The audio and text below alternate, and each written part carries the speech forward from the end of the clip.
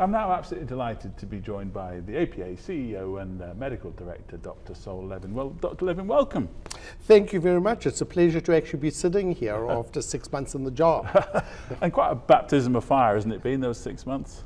It has been. One has been a very exciting time for psychiatry, with mental health parity finally being passed, and now we have a big mental health bill that's now beginning to go through the House of Representatives. It's actually a really exciting time for psychiatry. Well, Saul, thank you ever so much indeed for joining us. We really appreciate you taking the time to do that. It's my pleasure to do it, and my pleasure to once again see you. We do this once a year, and I always look forward to it. Me too. So we saw on the clip there, that's you 10 years ago, looking forward to the challenge. What was on your mind at that time? How do I get the membership and me to begin to get to know one another, and also what changes will we need to make at APA that will ensure that APA will continue for another 100 and plus years, as psychiatrists in the Psychiatric Association. What were some of the challenges at that time that the APA and the psychiatric community as a whole were facing? I think that the world, and I do say the world, was I think it was everywhere, saw psychiatrists very much as a separation from the house of medicine. And yet we weren't, we were part of it.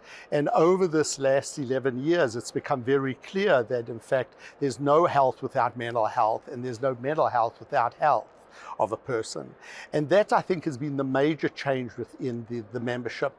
And as much as I prefer not to say it this way, COVID essentially created where people now saw this as a profession that we need as part of our overall health. How do you think the mental health community compares now to 10 years ago? I'd love to say that it's gone leaps and bounds into the future. We have begun to get more money, coming out of the federal government, and out of the private sector, but it's still not enough. You have to think of it, mental health affects everyone, and I'm not talking about serious mental illness, but just the average depression, the average, anxiety of a person when they go into a difficult situation.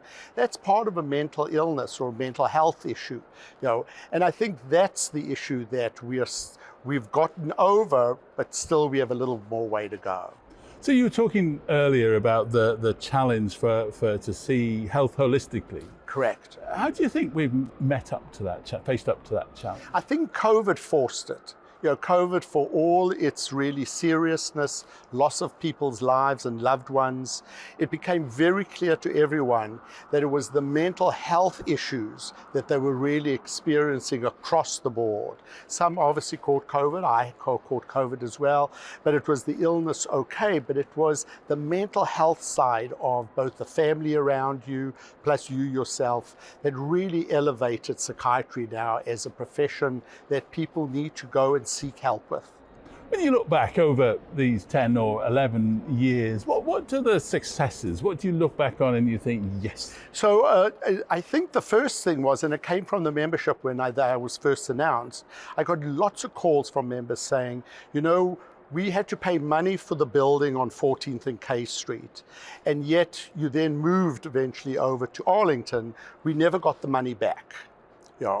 And I said to him, well, don't worry, we're going to move from Arlington back into the district, and we're going to buy a building. So your money will have not only grown in interest, but you have really made good, wise investments. And that's exactly what we did, for the members. And the members saw it because that building is magnificent. It's right on the wharf. It's the most sought after place. And we own those top 3 floors of that building with its magnificent views. And more so, I hear from the public that the 2 signs we have of APA, one at the front door, which is the logo, but we have this bright blue neon sign on the 4th floor, the 4th part on outside the building, that everyone sees when they enter that, and that's 30,000 people come in on a weekend, on it. So it turned out very well for us. How do you think the psychiatric profession is now? What is the health of the psychiatric profession? So I think it's really grown in that people are now ready to talk about it. And it's actually, and it came out of COVID. it was the younger generation that actually now will talk about their mental health issues as if it was just the same way they would talk about if they had a physical illness. It's the older generation, the older generation that still has a little trouble, but even they now realize that you've got to talk about it and seek help. My final question is, let's look to the future. What are some of the challenges that you and the community have got to face looking forward for the next 10 years? So I think psychiatry is going to change because of artificial intelligence. It's clearly going to change the world. In some ways, it's already beginning to do it. And how do we incorporate that we don't lose the personal contact of the psychiatrist with the patient? And it's not just psychiatrists, it's all the other mental health professionals who deal with patients, that we don't lose that personal touch with them to AI. And I think that's going to be the major change that we're going to see. But I think in the end, it'll be for the better. Well, Dr. Levin, thank you ever so much for not just this interview, but for the last 10 years. So thank you very much. And thank you so much, for your wonderful interviewing. It really gets the message out, and that's the important thing, I think, for both of us. Thank you.